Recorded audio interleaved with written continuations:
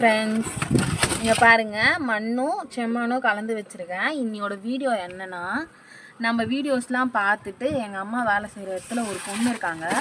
அவங்க நமக்காக இந்த டில்லி கனகாமரம் ஃப்ரெண்ட்ஸ், இது நம்ம மாடி தோட்டத்திலே இல்லை. இது அவங்க வீடியோவில் இதை பார்த்துட்டு நமக்காக எடுத்துகிட்டு வந்திருக்காங்க.